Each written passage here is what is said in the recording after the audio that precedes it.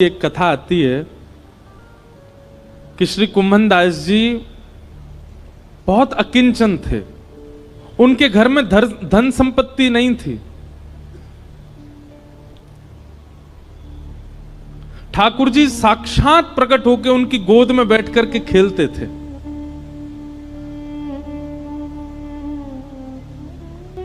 एक दिन ठाकुर जी उनकी गोद में बैठे थे और श्री कुम्भन दास जी तिलक लगा रहे थे।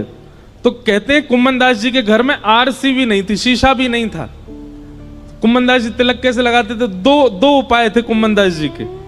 कठौते में जल भरते थे, उसमें अपना प्रतिबिंब देखते थे जल के अंदर, और प्रतिबिंब देख के फिर तिलक लगाते थे। या फिर ठाकुर जी किसी दिन खेलते खेलते उनकी गोद में आ जाते और गोद में बैठे बैठे ठाकुर जी बताते, हाँ कुम्भना यहाँ ते सीधो ले चल लगो। अब यहाँ नीचे तो नेक घुमाए दे, अब यहाँ ते नेक ऊपर कर, बीच में यहाँ नेक कोने कर, अब यहाँ कर। ठाकुर जी तिलक लगवाते थे कुम्भन दास जी का।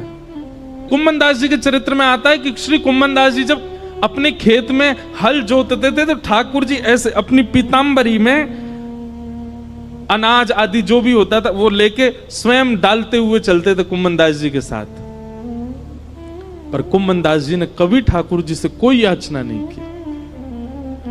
एक दिन की बात है, कुम्भन दास जी अपने खेत में हल जोत रहे थे, ठाकुर जी पीछे ऐसे उड़ाते हुए चल रहे थे सब बीजों को। इतने में मंदिर का घंटा बजा और जोर जोर से जैसे घंटे बजने लगे तो कुम्भन दास जी ने तुरंत हल छोड़ा, हाथ धोने लगे, पांव में जल डालने लगे, मुख पोंछा और तुरंत मंदिर की ओर भागने लगे। ठाकुर जी बोले, ए कुम्भना कहां जा रहा है? जय जय दर्शन को समय है गयो, मंदिर जा रहा हूं। बोले, तू भी कुम्भना कैसो बावड़ो, मैं तेरे संग यहाँ खेत में खड़ा हूं, तेरे संग हल जुतवा रहा हूं और तू मंदिर में भाग रहा हूं मेरे दर्शन को। कुम्भन दास जी बोले, जय जय यहां तो आप अपनी इच्छा से आते हो, आज आते हो, कल आओगे कि नहीं इसका कोई प्रमाण थोड़े। और कल मुझसे कोई अपराध हो गया, परसों मुझसे कोई अपराध हो गया तो क्या पता आप मुझसे मिलना ही बंद कर दो। पर मंदिर में तो आपको आचार्यों ने बैठाया, वहां से आप कहीं नहीं जाओगे, इसलिए मंदिर दर्शन में कभी नहीं छोड़ सकता। क्योंकि आप मेरे प्रेम से भले ही यहां आ जाओ, मंदिर में तो आप सदा विराजोगे, इसलिए मैं तो वहीं दर्शन करूंगा। ठाकुर जी संग रहते थे उनके, लेकिन वो फिर भी मंदिर में जाते थे।